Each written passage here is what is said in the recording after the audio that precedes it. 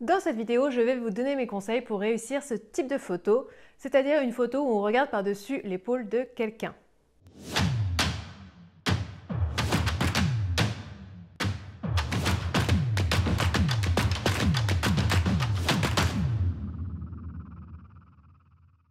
Bienvenue sur la photographie culinaire, je suis Mélanie Roussel, styliste et photographe culinaire. Je forme et accompagne les passionnés de food à réaliser des photos alléchantes pour qu'ils puissent enfin vivre de leur passion. Donc si la photo culinaire vous intéresse, abonnez-vous à la chaîne pour ne rien manquer. Je publie une vidéo tous les samedis. Et si vous souhaitez en savoir plus sur le matériel indispensable en photo culinaire, vous pouvez télécharger gratuitement mon freebie sur le matériel en photo culinaire en cliquant sur le lien sous cette vidéo.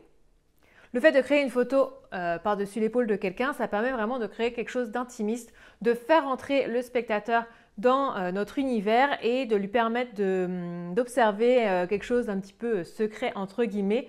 Donc ça plonge vraiment le lecteur dans notre univers et je trouve que c'est vraiment intéressant. Par contre, c'est pas toujours évident de réaliser ce genre de photo où on est à la fois sur la photo et on doit la prendre, donc être derrière l'appareil. C'est un petit peu compliqué, mais je vais vous donner mes astuces pour y arriver. Pour réaliser ce type de photo, l'indispensable c'est d'avoir un trépied puisque là je pars du principe que ça va être vous que vous allez prendre en photo. Si bien sûr vous prenez quelqu'un d'autre en photo, ce sera plus facile. Mais là on va partir du principe que vous souhaitez vous mettre en scène vous-même et donc pour cela vous aurez besoin d'un trépied. Un trépied assez haut puisqu'il faut qu'il puisse vous permettre d'avoir l'appareil qui regarde par-dessus votre épaule. Donc généralement pour ce type de photo on va être assis. Mais il faut quand même avoir une certaine hauteur pour pouvoir avoir un angle plongeant, donc un angle à peu près à 45 degrés. Donc sur mon freebie, sur le matériel en photo culinaire, vous aurez le lien vers mon trépied. Donc j'utilise le trépied que je mets à hauteur quasiment maximum, en tout cas sur les 3 sections que j'ai ici.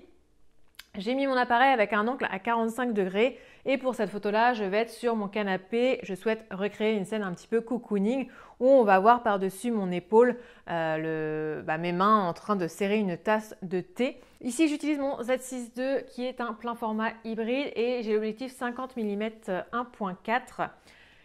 J'ai déjà réalisé ce type de photo avec un autre appareil. Ce qui est vraiment très pratique, c'est d'avoir la possibilité de connecter l'appareil en Wi-Fi et en Bluetooth et de pouvoir faire le déclenchement avec son téléphone. Si vous n'avez pas cette possibilité, vous pouvez toujours relier votre appareil à votre ordinateur avec un câble adéquat, ce qui vous permettra de faire les réglages sur votre ordinateur ou votre téléphone, de pouvoir déclencher et de faire surtout la mise au point au bon endroit. C'est ça qui est important parce que c'est pas toujours évident quand on regarde comme ça derrière, de prévoir là où on va se placer exactement, surtout si on utilise une grande ouverture, donc une faible profondeur de champ. C'est pas toujours évident de faire la netteté au bon endroit. Donc là, quand on peut faire la netteté depuis son téléphone ou depuis un ordinateur, c'est quand même bien pratique et ça permet de gagner du temps. On peut également faire généralement les réglages sur son téléphone ou sur son ordinateur, donc choisir l'ouverture, la vitesse et les ISO, ce qui est pratique également.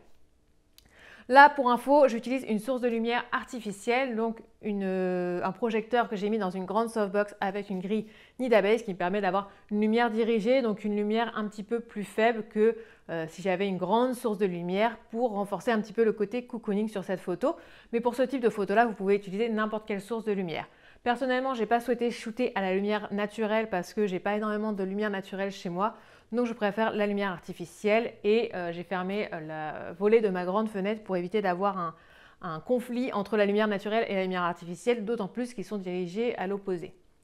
Donc j'ai une seule source de lumière et puis je me place du coup sur mon canapé. Donc là j'ai créé une petite ambiance cocooning avec des couvertures, coussins, etc. Un livre.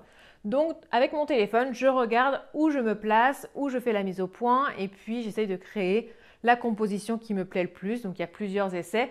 L'avantage encore une fois de pouvoir relier via Wi-Fi son appareil et son téléphone, c'est que ça permet de voir directement le résultat sur le téléphone quand vous prenez la photo. Ce qui est pratique, ça permet de voir si la photo vous convient et de réajuster si besoin.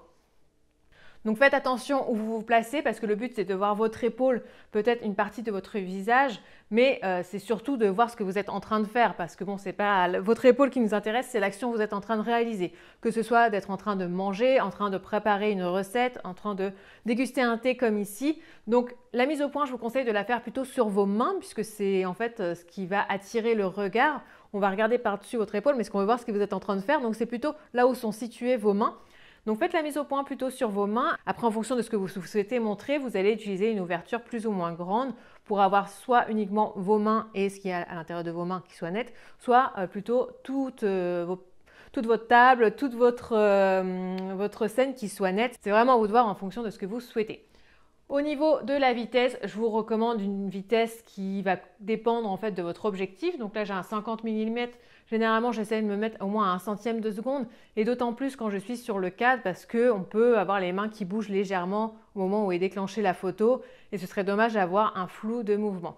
Vu qu'on est sur trépied, on ne va pas avoir de flou de bouger, mais c'est plus le flou de mouvement où on a les mains qui tremblent légèrement. Donc 1/100 de seconde, vous êtes large, vous n'aurez aucun problème de netteté. Les ISO toujours au minimum pour avoir une meilleure qualité d'image.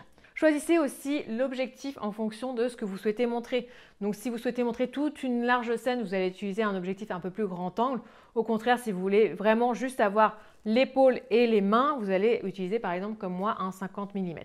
Donc un 50 mm sur un plein format, c'est équivalent à peu près à un 35 mm sur un APS-C. Donc si on résume les conseils, utilisez un trépied assez grand et placez votre appareil avec un angle de 45 degrés pour qu'on voit à la fois votre épaule et vos mains.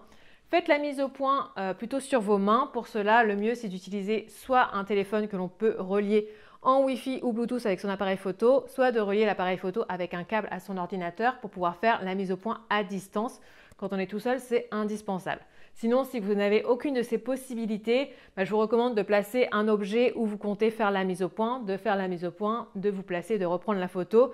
Ça risque de nécessiter plusieurs essais parce que vous n'allez peut-être pas avoir la première photo qui sera bien nette comme vous le souhaitez. Ensuite, au niveau des réglages, choisissez l'ouverture qui correspond à la profondeur de champ que vous souhaitez. Et puis, je pense qu'on a fait le tour pour les principaux conseils. Après, c'est à vous de créer la mise en scène que vous souhaitez et l'histoire que vous souhaitez raconter.